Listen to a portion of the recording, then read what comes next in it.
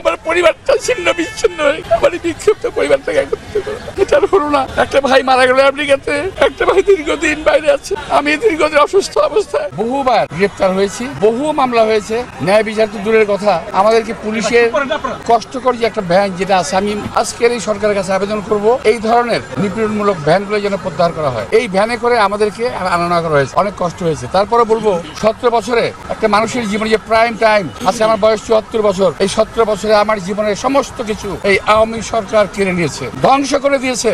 আমি না, শুধু আমার মতো বাংলাদেশে বহু নেতা কর্মীর জীবন শেষ করে দিয়েছে, বহু নেতা কর্মী। আমি আজকে হয়তো আপনারা দেখলেন যে আল্লাহর রহমতে 17 বছরের পরিশ্রম, আল্লাহর রহমতে এই রায় আমরা অর্জন করেছি। এই 17 বছরে আমাদের বহু কর্মী নিহত হয়েছে, জেলখানায় মারা গেছে, বিনা চিকিৎসায় জেলে মারা গেছে। এই 17 বছরে বহু পরিবার ধ্বংস হয়ে গেছে।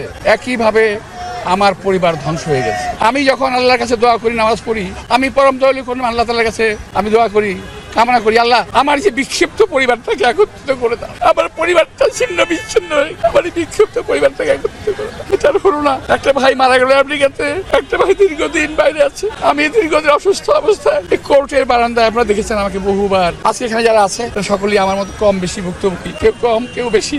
আমি বিশ্বাস করি আল্লাহর যে রহমত, আল্লাহর যে বিচার, এই বিচার থেকে কোনো মানুষ রেহাই পাবে না। আল্লাহর রহমত যেমন আমাদের উপর বর্ষিত হয়েছে, তেমনি আল্লাহর বিচারও তাদের উপর বর্ষিত হবে। ওরা যে যেখানে আছে ওখানেই শাস্তি পাবে। আপনারা সর্বশেষ দেখেছেন বিচারপতি কি বলে, মানিকের কিরকম জিল্লতি, কিরকম নাল্লতি, যেটা কোরআন শরীফে আছে, যে আল্লাহ তাআলা যাকে বিজিত করেন কিভাবে করেন উনি দেখিয়ে দেন। আমি জানি, আমি চাই আল্লাহ তাআলার কাছে সেই বিচারটা। হ্যাঁ, অনেকে বলতে পারেন ক্ষমা মহত্বের লক্ষণ, আমি ভাই মহৎ ব্যক্তি না, আমার জীবনের বিনিময়ে কাউকে আমি ক্ষমা করতে পারছি না। এই বিচার আল্লাহ তাআলার কাছে আমি চাই, এবং আমার সঙ্গে যে সহকর্মীরা আছে রাজনৈতিক যারা চলে গেছেন তাদের পরিবারের মাগফিরাত কামনা সমবেদনা জানাচ্ছি, তাদের আত্মার মাগফিরাত কামনা করছি। আর যারা আজকে জুলুমের শিকার করে এই জেল জুলুম খেটে কোর্ট কাছারি আসা করছেন তাদের আমি আশু মুক্তি কামনা করি। আপনাদের সবাইকে ধন্যবাদ। আসসালামু আলাইকুম।